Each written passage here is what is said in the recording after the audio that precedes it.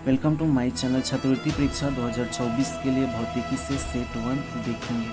पहला प्रश्न कहता है क्षुद्र ग्रह एस्टेरॉइड्स डैश की कक्षाओं के बीच पाए जाते हैं। इसका आंसर हो जाएगा मंगल और बृहस्पति, ऑप्शन 4। इसको इमेज से समझते हैं। यह सूरज और सूरज से तीसरा दूर ग्रह जो है पृथ्वी, और चौथा दूर ग्रह जो है मंगल है, और पांचवा जो है बृहस्पति है। इस चौथे और पांचवें ग्रह के बीच में धातु की एक पट्टी है, इसी पट्टी को क्षुद्र ग्रह कहते हैं। तो क्षुद्र ग्रह किसके बीच स्थित है? मंगल और बृहस्पति के बीच।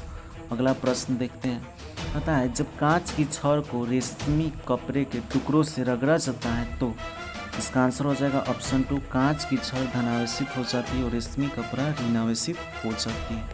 इसको इमेज से समझते हैं। यहाँ पर एक सिल्क क्लॉथ लिया गया, यानी रेशम के कपड़े लिया गया है। यहाँ पे एक ग्लास रॉड लिया गया है, कांच के छड़ लिया गया है। कांच की छड़ को रेशम के कपड़े से रगड़ते हैं। इसके फलस्वरूप कांच से इलेक्ट्रॉन जो है रेशम के कपड़े में चला जाता है। इलेक्ट्रॉन जो है रेशम के कपड़ा ग्रहण करता है, इस कारण यह ऋणावेशित हो जाता है। कांच की छड़ जो है इलेक्ट्रॉन का त्याग करता है, इस कारण कांच की छड़ धनावेशित हो जाता है।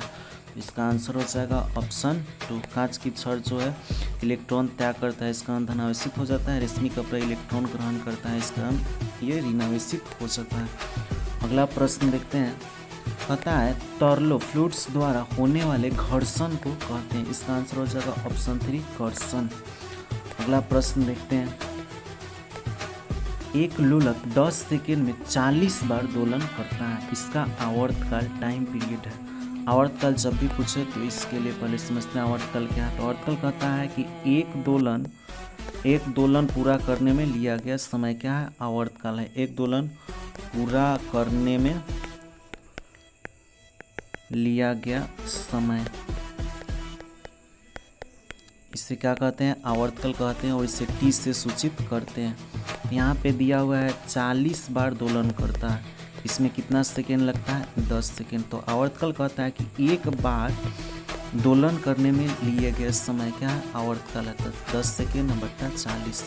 इसको हल करते हैं तो 1/4 सेकेंड 0.25 सेकेंड। इसका आंसर हो जाएगा ऑप्शन 3 0.25 सेकेंड। अगला प्रश्न देखते हैं। पता है एक कमानीदार तुला स्प्रिंग बैलेंस मापता है। तो तुला जो है वो वजन को मापता है, और वजन क्या है? एक तरह का भार है। तो इसका आंसर हो जाएगा ऑप्शन 2। कमानीदार तुला की बात करें तो कमानीदार तुला जो है स्प्रिंग बैलेंस इस तरह का होता है। अगला प्रश्न देखते हैं। अगला प्रश्न है प्रतिकारक बल रिपल्सिव फोर्स हो सकते हैं। तो इसका आंसर हो जाएगा ऑप्शन 2 इलेक्ट्रोस्टैटिक। इसको समझते हैं प्रतिकारक बल क्या है।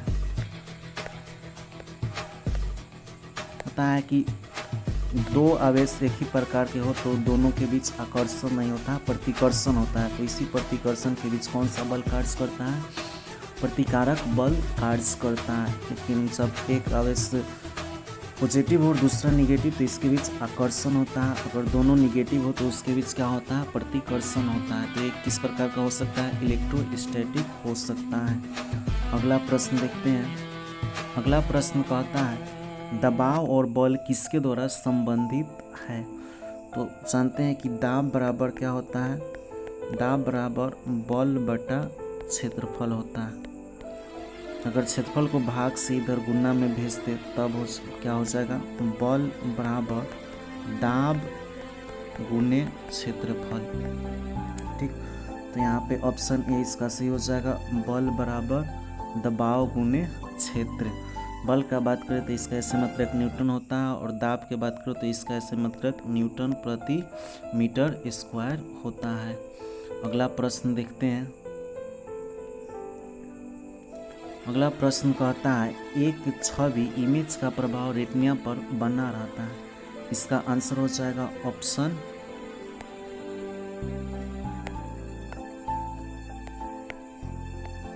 ए 1 सेकेंड का 1/16वां भाग।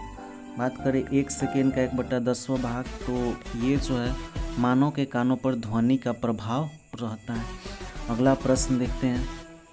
अगला प्रश्न कहता है प्रकाश की किरण दर्पण के समतल से 20 डिग्री का कोण बनाते हुए दर्पण पर आपतित होती है। आपतित और परावर्तित किरणों के बीच का कोण होगा। इसको समझते हैं। पता है कि समतल पर क्या होता है, एक आपतित किरण आती है और समतल के साथ 20 डिग्री का कोण बना देती है। अगला देखते हैं, जो आपतित किरण है वह इसी कोण के साथ परावर्तित होगी, यानी 20 डिग्री के कोण से क्या होगी, परावर्तित होगी। इसके बीच हम क्या ले लेते हैं, एक अभिलंब ले लेते हैं, ये अभिलंब हो गया। तो आपतित किरण और परावर्तित किरण जो है इसके बीच का कोण क्या होता है, एक समान होता है। अगर यहाँ पे अभिलंब खींचें तो ये पूरा 90 डिग्री का होता है, इसके बीच का कोण जो हो जाएगा 70 हो जाएगा, इसके बीच का कोण 70 हो जाएगा। तो इसमें पूछ रहा था प्रकाश की किरण दर्पण के समतल से 20 डिग्री का कोण बनाती है, तो समतल से जो है आपतित किरण 20 डिग्री का बनाई और परावर्तित किरण भी 20 डिग्री का बनाएगी। पूरा कोण जो होता है अभिलंब से इधर का 90 होता है, तो इस भाग में 70 हो जाएगा और इस भाग में 70 हो जाएगा। तो पता है कि आपतित होती है तो आपतित और परावर्तित किरणों के बीच, यानी आपतित और परावर्तित किरणों के बीच, तो इधर का 70 और इधर का 70, पूरा कोण कितना हो जाएगा, 140 डिग्री का। ऑप्शन 3 सही है। अगला प्रश्न देखते हैं, कॉपर सल्फेट के विलयन में धारा प्रवाहित करने का प्रभाव होता है। कॉपर सल्फेट का जो फॉर्मूला होता है वह CuSO4 होता है। इसमें कॉपर जो होता है धातु है, धनावेशित होता है, और SO4 जो है ऋणावेशित होता है। बात करें बैटरी में टर्मिनल के, तो 2 टर्मिनल होते हैं, पॉजिटिव और दूसरा निगेटिव। पॉजिटिव को एनोड कहते हैं और निगेटिव को कैथोड कहते हैं। तो प्लस प्लस चार्ज कभी भी एक साथ नहीं रह सकता है, यानी बैटरी के धन ध्रुव पर कॉपर नहीं रह सकता है। तो पहला ऑप्शन देखते हैं, धन टर्मिनल से जुड़ी प्लेट पर तांबे का जमा होगा। धन है और तांबा भी क्या है, पॉजिटिव चार्ज का है, तो दोनों एक साथ नहीं रह सकता है। अगला देखते हैं, ऋण टर्मिनल से जुड़ी प्लेट पर तांबे का जमा होगा। तो ऋण टर्मिनल जो है वह कैथोड है और तांबा जो है पॉजिटिव है, इस कारण एक साथ रह सकता है। तो ऑप्शन 2 सही हो जाएगा। अगला प्रश्न देखते हैं, पता है ध्वनि तरंग का तरत्व पिच किस पर निर्भर करता है। पिच की बात करें तो यह किस पर निर्भर करता है, तरंग की आवृत्ति पर। इसके लिए याद रखें